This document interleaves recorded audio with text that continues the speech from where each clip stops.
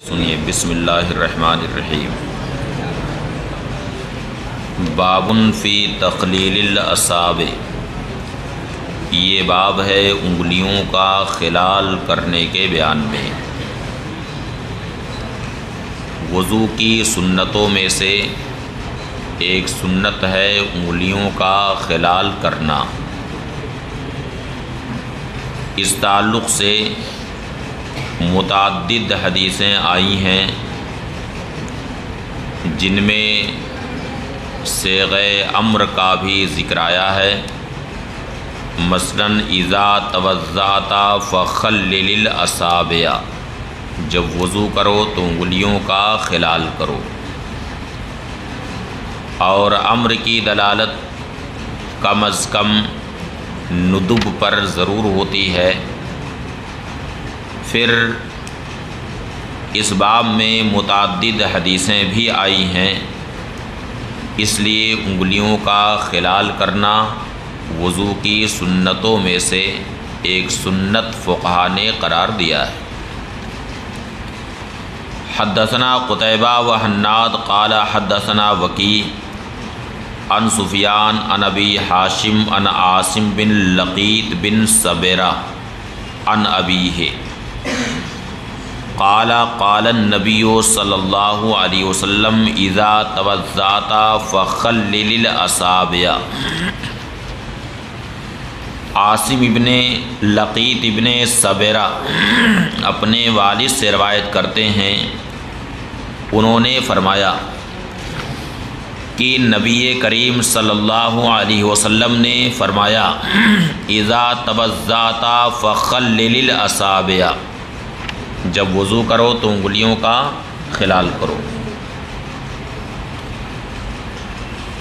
قاضی ابو بکر ابن العربی مالکی رحمۃ اللہ تعالی علیہ فرماتے ہیں کہ یہ حدیث شریف میں فخلل الاصابع آیا، اس سے ظاہر یہ ہوتا ہے کہ ساری انگلیوں کا خلال کرے، یعنی ہاتھ کی جو انگلیاں ہیں ان کا بھی خلال کرے اور دونوں پاؤں کی انگلیوں کا بھی خلال کرے۔ وفی الباب، اس باب میں عبداللہ ابن عباس اور مستورد ابن شداد اور حضرت ابو ایوب انصاری رضی اللہ تعالی عنہم سے روایت۔ قال ابو عیسیٰ، امام ترمذی فرماتے ہیں ھذا حدیث حسن صحیح، یہ حدیث حسن صحیح ہے۔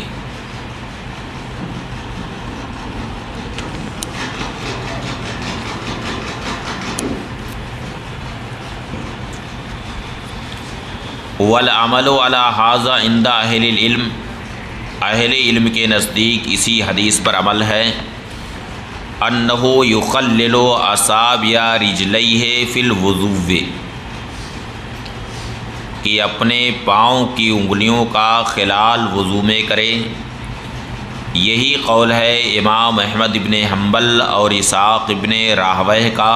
وقال اسحاق ابن راہویہ فرماتے ہیں یخلل اصابع یدیہ ورجلیہ،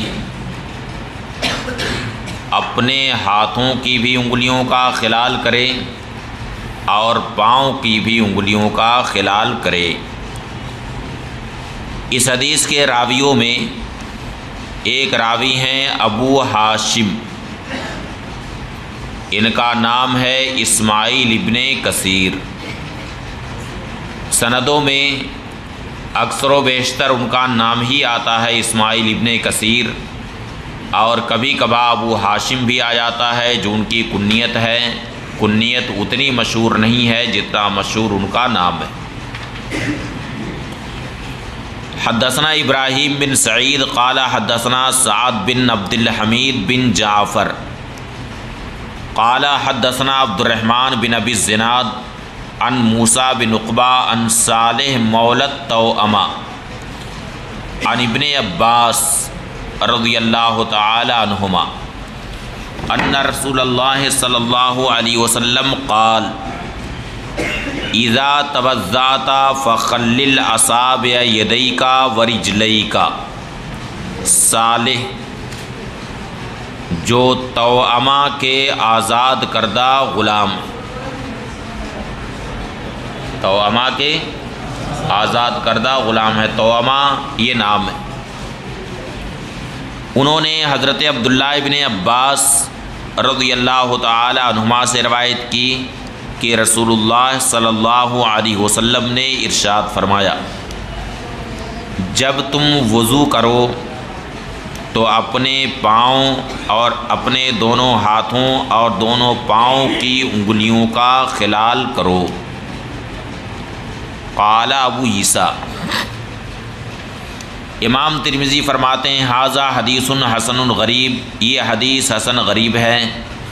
حدثنا قتیبہ قال حدثنا ابن لہیہ عن یزید بن عمرو عن ابی عبد الرحمن الحبلی عن المستورد بن شداد الفہری قال رأیت النبی صلی اللہ علیہ وسلم اذا توضأ دلک اصابع رجلیہ بخنصرہ۔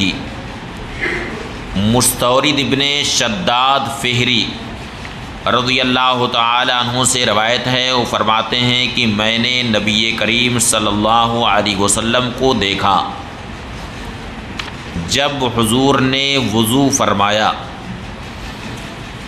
تو اپنے دونوں پاؤں کی انگلیوں کو اپنی خنصر سے حضور ملتے تھے۔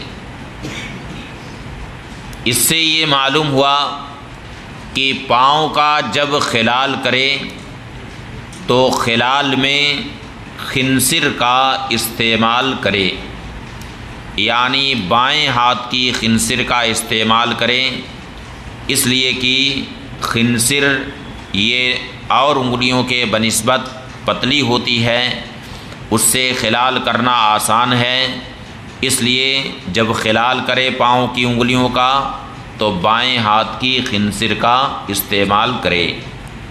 قال ابو عیسیٰ، امام ترمذی فرماتے ہیں ھذا حدیث غریب، یہ حدیث غریب ہے، لا نعرفہ الا من حدیث ابن لہیہ، ہم اسے صرف کن کی حدیث سے جانتے ہیں؟ صرف ابن لہیہ کی حدیث سے جانتے ہیں۔ اور ابن لہیہ کا حال آپ پڑھ چکے ہیں کہ ابن لہیہ اگرچہ صدوق ہیں، صالح ہیں، لیکن چونکہ وہ ضبط کتاب کرتے تھے، حدیثیں لکھتے تھے، اور انتقال سے 4 سال پہلے ان کی کتابیں جل گئیں، اس لیے اس بیچ میں انہوں نے جو روایتیں کی ہیں ان پر اصحاب جرح و تعدیل کلام کرتے ہیں۔ تو کلام کرنے کا یہ مطلب نہیں ہے کہ وہ 4 سال کی مدت میں انہوں نے جو حدیثیں روایت کی ہیں وہ بالکل ہی قابل قبول نہیں، بلکہ ان کی اصل تلاش کی جائے گی۔ اگر کوئی اصل مل گئی تو اس صورت میں وہ حدیث قابل قبول ہے، قابل حجیت ہے۔ ہاں اگر کوئی اصل اس کی نہیں ملتی ہے تب اس کے بارے میں غور کیا جا سکتا ہے۔ باب ما جاء ویل للعقاب من النار، یہ باب اس بیان میں ہے کہ اینڑیوں کے لیے جہنم کا ویل ہے۔ اس باب کے قائم کرنے کا مقصد امام ترمذی کا یہ ہے کہ وضو میں دونوں پاؤں کا دھونا ہی فرض ہے۔ اگر کوئی دونوں پاؤں پر مسح کرے تو وہ کافی نہیں، کیونکہ قرآن کریم میں غسل رجلین کا ہی حکم دیا گیا ہے۔ اس لیے اگر کوئی اپنے پاؤں کو نہیں دھلتا ہے، مسح پر اکتفا کرتا ہے، تو ایسے لوگوں کے لیے حدیث شریف میں وعید آئی ہے، اور ایسے ہی اینڑیوں کے تعلق سے حدیث شریف میں ارشاد ہوا کہ ویل للعقاب من النار، یعنی وہ اینڑیاں جن کو نہیں دھویا گیا بلکہ صرف مسح پر اکتفا کیا گیا ہے، ایسی اینڑیوں کے لیے جہنم کا ویل۔ اس کے برخلاف کچھ لوگ مسح کے قائل ہیں، لیکن وہ قول صحیح نہیں ہے۔ صحیح یہ ہے کہ غسل رجلین ہی فرض ہے۔ باب ما جاء ویل للعقاب من النار۔ حدثنا قتیبہ قال حدثنا عبد العزیز بن محمد عن سہیل بن ابی صالح عن ابیہ عن ابی ہریرہ رضی اللہ تعالی عنہ ان النبی صلی اللہ علیہ وسلم قال ویل للعقاب من النار۔ سہیل ابن ابی صالح اپنے والد سے روایت کرتے ہیں، انہوں نے حضرت ابو ہریرہ رضی اللہ تعالی عنہ سے روایت کی کہ نبی کریم صلی اللہ علیہ وسلم نے ارشاد فرمایا، اینڑیوں کے لیے جہنم کا ویل ہے۔ اس باب میں حضرت عبداللہ ابن عمرو رضی اللہ تعالی عنہما سے روایت ہے۔ حضرت عبداللہ ابن عمرو کی حدیث شیخین نے اپنی صحیح میں تخریج کی، یعنی امام بخاری نے اپنی صحیح میں اور امام مسلم نے اپنی صحیح میں اس کی تخریج کی۔ حضرت عبداللہ ابن عمرو رضی اللہ تعالی عنہما فرماتے ہیں کہ تخلف ان النبی صلی اللہ علیہ وسلم فی سفرۃ، یعنی ایک سفر میں ہم تھے، اس سفر میں ہمارا قافلہ آگے بڑھ گیا اور نبی کریم صلی اللہ علیہ وسلم پیچھے رہ گئے، یعنی ہم لوگوں کے ساتھ میں ہمارے قافلے میں حضور نہ تھے۔ اس کے بعد پھر فرماتے ہیں کہ آگے ہم وضو کرنے لگے، وقد ارحقنا العصر، یعنی عصر کا وقت کافی تنگ تھا، عصر کی نماز ہم نے نہیں پڑھی تھی، تو ہم جلدی جلدی وضو کر رہے تھے۔ اور فرمایا وَنَمْسَحُ عَلَىٰ أَرَاجِلِنَا، جلد بازی میں اپنا پاؤں دھونے کے بجائے ہم لوگ اپنے اپنے پاؤں پر مسح کر رہے تھے۔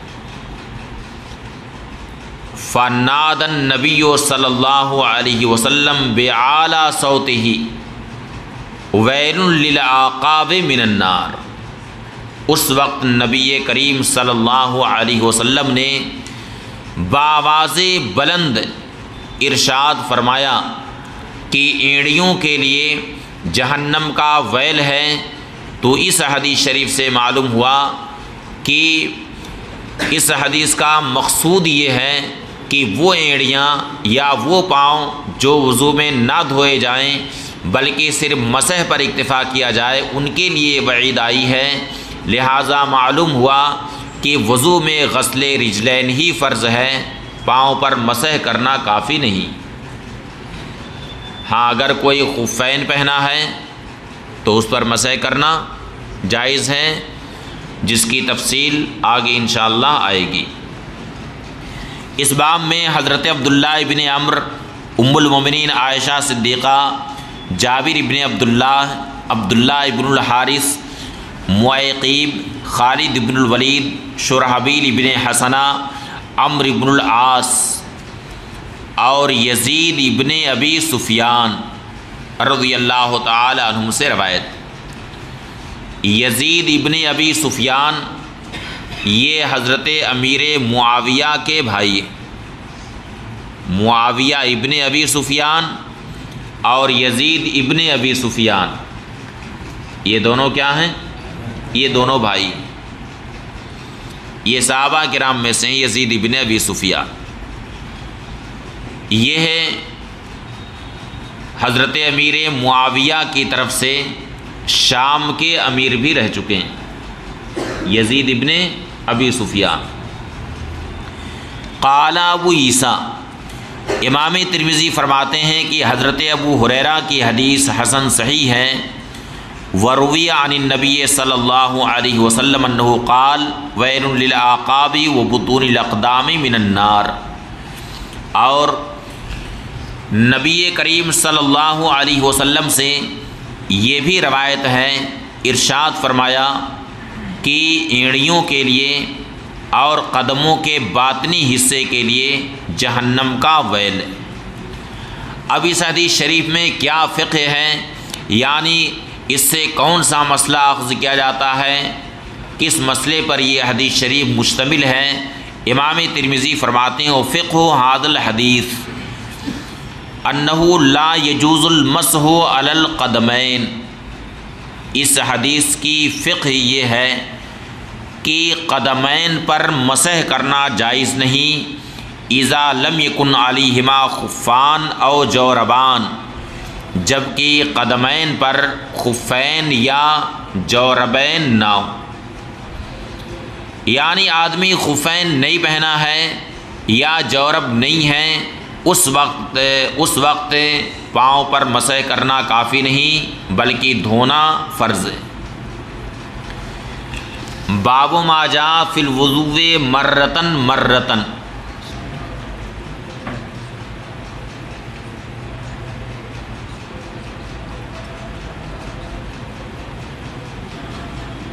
یہ باب ہے ایک ایک بار وضو کرنے کے بیان میں۔ نبی کریم صلی اللہ علیہ وسلم سے وضو کے کئی طریقے منقول ہیں، ایک ایک بار بھی وضو فرمانا، دو دو بار بھی وضو فرمانا، تین بار بھی وضو فرمانا، اور یہ بھی روایت ہے کہ حضور نے بعض اعضائے وضو کو 3 بار دھویا اور بعض کو 2 بار۔ اس طرح متعدد طریقے نبی کریم صلی اللہ علیہ وسلم سے مروی۔ ظاہر ہے کہ یہ توسع ہے، کیا ہے یہ؟ توسع ہے، تاکہ کسی بھی حال میں امت کے لیے کوئی حرج نہ ہو۔ پانی جب کم ہو 3 بار اعضاء نہیں دھوئے جا سکتے ہیں تو آدمی ایک بار پر اکتفا کرے، یا یہ ہے کہ جماعت کھڑی ہے اور آدمی ابھی وضو نہیں کیا ہے اور یہ اندیشہ ہے کہ 3 بار دھونے میں لگے گا تو جماعت چھوٹ جائے گی، تو جماعت واجب ہے اور 3 بار دھونا یہ فضیلت ہے، یہ سنت ہے۔ تو ایک طرف واجب چھوٹ رہا ہے اور دوسری طرف سنت جا رہی ہے، تو اب اگر اسے اندیشہ ہے اس بات کا کہ میں 3 بار دھوؤں گا تو میری جماعت چھوٹ جائے گی، تو اب جماعت چونکہ واجب ہے اس لیے اب اس کے لیے جائز ہے کہ صرف ایک بار پر اکتفا کرے تاکہ جماعت جو واجب ہے وہ چھوٹنے نہ پائے۔ تو یہ توسع ہے، یعنی ایک بار وضو فرمانا یہ بیان فرضیت کے لیے ہے کہ کم از کم اتنا ضروری ہے، اتنا فرض ہے کہ آدمی ایک بار وضو کرے، جیسا کہ ایک دوسری حدیث شریف میں ہے کہ نبی کریم صلی اللہ علیہ وسلم نے ایک بار وضو فرمایا اور ارشاد فرمایا ھذا وضو لا يقبل اللہ تعالی الصلاۃ الا بہ، یہ وہ وضو ہے جس کے بغیر اللہ تعالی نماز قبول نہیں فرماتا۔ تو ایک بار وضو فرمانا یہ بیان فرضیت کے لیے ہے، اور 2 بار وضو فرمانا یہ بیان سنیت کے لیے ہے، اور 3 بار وضو فرمانا یہ بیان فضیلت کے لیے۔ اب اس کے بعد کوئی درجہ نہیں ہے، اس لیے یہ متعدد طریقے جو مروی ہیں یہ توسع پر محمول۔ حدثنا ابو قریب و حناد و قتیبہ قالوا حدثنا وکیع عن سفیان تحویل السند وحدثنا محمد بن بشار قال حدثنا یحییٰ بن سعید قال حدثنا سفیان عن زید بن اسلم۔ اس میں امام ترمذی نے 2 سندیں پیش کی ہیں۔ پہلی سند میں امام ترمذی اور سفیان کے درمیان کون کون ہیں؟ ابو قریب، حناد، قتیبہ، ان 3 شیوخ سے امام ترمذی نے حدیث سنی ہے اور ان تینوں نے وکیع سے سنی، جبکہ دوسری سند میں امام ترمذی کے شیخ جو محمد بن بشار ہیں انہوں نے یحییٰ ابن سعید قطان سے حدیث سنی۔ یحییٰ ابن سعید قطان یہ اصحاب جرح و تعدیل میں سے اور بڑے ہی سخت قسم کے یہ جارح ہیں، ان کی جرح بڑی سخت ہوتی ہے، اسی لیے اگر کسی حدیث کی سند میں یحییٰ ابن سعید قطان کا نام آ جائے تو اس کا مطلب ہے کہ وہ حدیث بہت قوی، وہ سند بہت قوی۔ سفیان ثوری نے زید ابن اسلم سے روایت کی، وہ عطا ابن یسار سے روایت کرتے ہیں، انہوں نے حضرت عبداللہ ابن عباس رضی اللہ تعالی عنہما سے روایت کی کہ نبی کریم صلی اللہ علیہ وسلم نے ایک بار وضو فرمایا۔ اس باب میں حضرت عمر، جابر ابن عبداللہ، بریدہ ابن الحصیب اسلمی، ابو رافع اور ابن الفاقہ رضی اللہ تعالی عنہم سے روایت ہے۔ امام ترمذی فرماتے ہیں کہ حضرت عبداللہ ابن عباس کی حدیث اس باب میں سب سے حسن اور صحیح ہے۔ وَرَوَى رشدین بن سعد وَغَيْرُهُ هَذَا الْحَدِيثَ عَنِ الضَّحَّاكِ بن شُرَحْبِيل۔ اب اوپر ذرا سند پر ایک نظر ڈال لیجیے۔ زید ابن اسلم نے عطا ابن یسار سے روایت کی ہے اور انہوں نے حضرت عبداللہ ابن عباس سے روایت کی، مگر رشدین ابن سعد وغیرہ نے اس حدیث کی روایت ضحاک ابن شرحبیل سے کی۔ انہوں نے زید ابن اسلم سے روایت کی، وہ اپنے والد سے روایت کرتے ہیں، وہ حضرت عمر رضی اللہ تعالی عنہ سے روایت کرتے۔ تو اوپر والی سند میں کیا ہے کہ زید ابن اسلم نے عن عطا بن یسار عن ابن عباس روایت کی، لیکن رشدین ابن سعد نے ضحاک ابن شرحبیل سے جو روایت کی تو کہا ان زید بن اسلم عن ابیہ عن عمر بن الخطاب ان النبی صلی اللہ علیہ وسلم توضا مرتن۔ اس کے تعلق سے امام ترمذی فرماتے ہیں ولیس ھذا بشیء، یہ کچھ نہیں، لیسا بشیء یہ بڑی سخت قسم کی جرح ہوتی۔ فرماتے ہیں والصحیح ما روى ابن عجلان وہشام ابن سعد وسفیان الثوری، صحیح وہ ہے جو محمد ابن عجلان، ہشام ابن سعد، سفیان ثوری اور عبدالعزیز ابن محمد نے روایت کی ہے عن زید بن اسلم عن عطا بن یسار عن ابن عباس عن النبی صلی اللہ علیہ وسلم، یہ صحیح۔ آخر کیا وجہ ہے کہ رشدین ابن سعد کی روایت کے تعلق سے امام ترمذی فرماتے ہیں لیس ھذا بشیء۔ اچھا ایک بات اور بھی ذہن میں آپ حضرات رکھیے کہ محدثین جب کسی حدیث کو کہتے ہیں کہ لیسا بشیء، یا کہتے ہیں کہ ھذا ضعیف، یا اس طرح سے کوئی جرح کرتے ہیں یا لیسا بصحیح، تو یہ حکم جو محدثین لگاتے ہیں یہ سند پر لگاتے ہیں۔ کس پر لگاتے ہیں؟ سند پر، یعنی یہ سند صحیح نہیں، یہ سند ضعیف ہے، یہ سند کچھ نہیں ہے، اور سند کے صحیح نہ ہونے سے یہ لازم نہیں آتا ہے کہ اصل حدیث یعنی متن حدیث بھی صحیح نہ ہو۔ چنانچہ یہیں پر آپ دیکھیں کہ اصل حدیث ہے توضا النبی صلی اللہ علیہ وسلم مرتن، یہ ہے اصل حدیث۔ اصل حدیث فی نفسہ ہی صحیح۔ سیدنا عبداللہ بن عباس نے انہی الفاظ کے ساتھ اس کی روایت کی، اور رشدین ابن سعد نے اپنی جس سند کے ساتھ روایت کی ہے اس کے بھی الفاظ ہی توضا النبی صلی اللہ علیہ وسلم مرتن، مگر حدیث کا جو متن ہے وہ اپنی جگہ پر صحیح۔ اس لیے امام ترمذی نے جو یہ حکم لگایا ہے کہ لیس ھذا بشیء، یہ کس پر حکم لگایا ہے؟ سند پر حکم لگایا ہے۔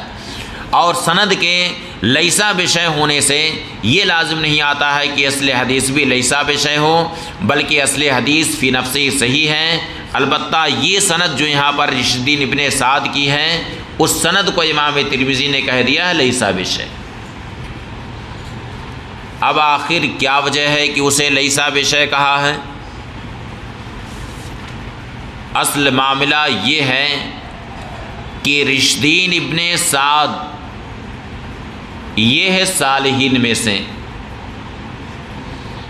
بلکہ کبار زہاد سے۔ کس میں سے ہیں؟ کبار زہاد سے ہیں، صالحین میں سے ہیں یہ۔ لیکن معاملہ یہ ہے کہ اصحاب جرح و تعدیل اپنے معیار پر پرکھتے، یعنی وہ عدالت بھی دیکھتے ہیں اور ساتھ ہی حافظہ بھی دیکھتے ہیں کہ ان کا حفظ کیسا تھا۔ تو ان کے تعلق سے اصحاب جرح و تعدیل نے فرمایا ہے کہ کانا صالحن، یہ سب کہا ہے، کانا صالحن من کبار الزہاد من کبار الصالحین، یہ سب کہا ہے، لیکن اس کے ساتھ یہ بھی کہہ دیا ہے کہ ادرکت ہو غفلت الصالحین۔ کیا کہہ دیا ہے؟ ادرکت ہو غفلت الصالحین، یعنی صالحین کی غفلت نے انہیں اپنی گرفت میں لے لیا تھا، یعنی صالحین کی جو غفلت ہوتی ہے وہ غفلت ان کے اندر تھی۔ صالحین کی غفلت کیا ہوتی ہے؟ صالحین کی غفلت یہ ہوتی ہے کہ جیسے حدیث شریف یاد کرنا، تو حفظ حدیث کے لیے چاق چوبند رہنا پڑے گا، ہمیشہ اس پر نظر ڈالنی پڑے گی، برابر اسے یاد کرنا پڑے گا، تب جا کر کے حدیث شریف سینے میں محفوظ ہوتی، تب وہ یاد رہتی۔ اب اگر بجائے حفظ کی طرف توجہ دینے کے کسی اور چیز کی طرف توجہ دی جائے، جیسے آدمی زہد میں لگا رہے، شب بیداری کرے، پوری رات عبادت میں گزارے، لیکن حفظ کی طرف توجہ نہ دے، تو جو باتیں وہ پہلے یاد کیے ہیں کیا وہ باتیں باقی رہ پائیں گی؟ بلکہ اس کے لیے مداومت ضروری ہے، استقامت اس کے لیے ضروری ہے۔ اسی لیے حدیث شریف میں ارشاد ہوا، نذر اللہ عبدا سمع منا مقالۃ فحفظها ووعاها واداها، 3 الفاظ آئے، فحفظها یعنی حدیث شریف کو یاد کر لیا، اس کے بعد پھر ووعاها، وعیٌ کا بھی معنی آتا ہے حفظ کرنا، لیکن یہاں حفظها کے بعد وعاها ارشاد ہوا ہے، اس کا معنی محدثین نے بیان کیا ہے اے داوما علی الحفظ، یعنی یاد کیا اور حفظ پر مداومت برتی، تب اس کو حدیث یاد رہتی۔ تو رشد الدین ابن سعد کے تعلق سے اصحاب جرح و تعدیل نے فرمایا کہ صالحین کی غفلت ان کے اندر پائی جاتی تھی، اس لیے ان کی روایتوں پر محدثین نے کلام کیا۔ اس لیے امام ترمذی نے فرمایا کہ لیسا بشیء یعنی رشد الدین ابن سعد کی باب ما جاء فی الوضوء مرتین مرتین، یہ باب ہے 2 بار وضو کرنے کے بیان میں۔ حدثنا ابو قریب و محمد بن رافع قال حدثنا زید بن حباب عن عبد الرحمن بن ثابت بن ثوبان قال حدثني عبد الله بن الفضل عن عبد الرحمن بن حرمز العارج عن ابی ہریرہ ان النبی صلی اللہ علیہ وسلم توضا مرتین عبد الرحمن عارج حضرت ابو ہریرہ رضی اللہ تعالی عنہ سے روایت کرتے ہیں کہ نبی کریم صلی اللہ علیہ وسلم نے دو بار وضو فرمایا۔ قال ابو عیسیٰ، امام ترمذی فرماتے ہیں ھذا حدیث حسن غریب، یہ حدیث حسن غریب ہے۔ لا نعرف الا من حدیث ابن ثوبان، ہم اس کو صرف ابن ثوبان کی حدیث سے جانتے ہیں۔ انہوں نے عبداللہ ابن الفضل سے روایت کی ہے، یعنی عبداللہ ابن الفضل سے صرف ابن ثوبان نے روایت کی ہے، باقی ہم کسی کو نہیں جانتے۔ وہذا اسناد حسن صحیح، اور یہ سند حسن صحیح ہی ہے۔ اس باب میں حضرت جابر رضی اللہ تعالی عنہ سے روایت ہے وقد روی عن ابی ہریرہ ان النبی صلی اللہ علیہ وسلم توضا ثلاثا، اور حضرت ابو ہریرہ رضی اللہ تعالی عنہ سے یہ روایت ہے کہ نبی کریم صلی اللہ علیہ وسلم نے تین بار وضو فرمایا۔ تو یہ تینوں قسم کی روایتیں نبی کریم صلی اللہ علیہ وسلم سے ثابت۔